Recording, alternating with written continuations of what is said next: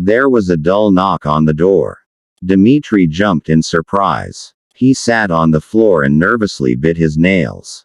Dima was waiting. There was deathly silence in the apartment. Even the clock seemed to slow down and stop ticking loudly. The knock was repeated. Dmitri extinguished the candles arranged in a circle and, with trembling hands, went to open the door.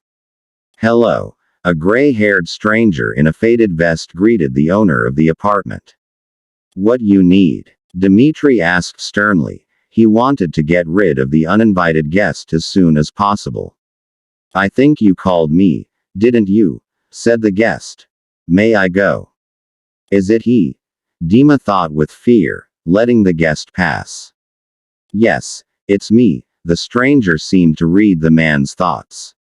"But I thought." "What?" "That I must come out of hellfire in the center of the pentagram you have drawn." The man chuckled. "These are stereotypes." "For what? After all, there is a door." Dmitri began to bite his nails again, and beads of sweat appeared on his forehead. It was noticeable that the owner of the apartment was very nervous. "I'm ready to sign the contract," finally squeezed out Dima. "Treaty. Ah. Leave it. Why these formalities? Nothing like this is required," the gray-haired man shrugged. "And how then?" "Very simple. You must give up your soul yourself. Only in this case it will be able to pass to us. I'll explain the terms to you, and then it's up to you." "I want," Dima began, but the old man raised his hand, urging him to be quiet. "I don't need to know what you want. It is important that you comply with all of our terms and conditions. So, are you ready to listen to me?" "Yes, I'm ready." Dmitri was confused. "Well, the conditions are as follows. You must have heard about the 7 deadly sins, right? Vanity, greed, envy, anger, gluttony, laziness and despondency." "Well, yes," Dima drawled. He still did not quite understand how the deal would go. "Our agreement requires that the candidate be subject to any 4 of the sins on the list. With this, as I see it, we will have no problems." The guest smiled. "The second condition: the candidate must make a sacrifice. Whom you decide to sacrifice, choose yourself. Here we have no clear requirements. The main thing is that it should be a person.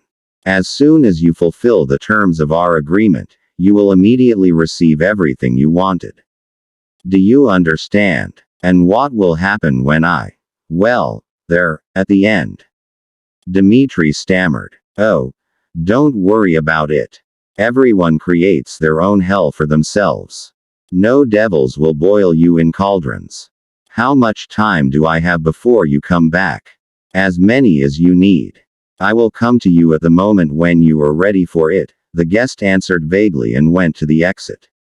The sound of a knock on the front door announced to the owner of the apartment that his guest had left. Dmitri thought it was necessary to choose the person whom he was going to take the life of.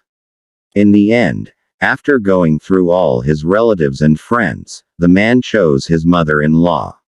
And what? Her character was nasty. She called her son-in-law in her eyes an insignificant who achieved nothing, and a poor loser.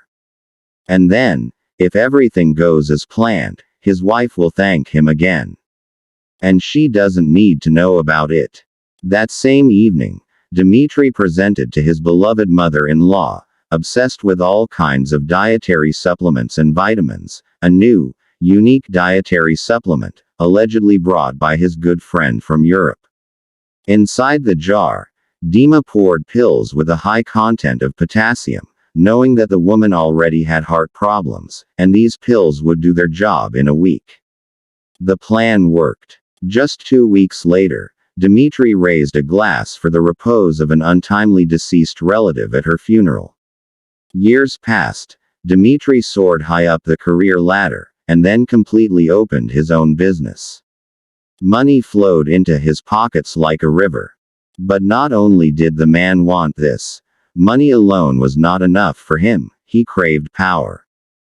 Soon Dmitry Sergeyevich became a deputy, and then he achieved the post of governor. The gray-haired demon did not deceive. Now the man had everything he wanted. Money, power, respect. Dmitry had a son, Vanichka. He doted on his offspring and had never loved anyone so much.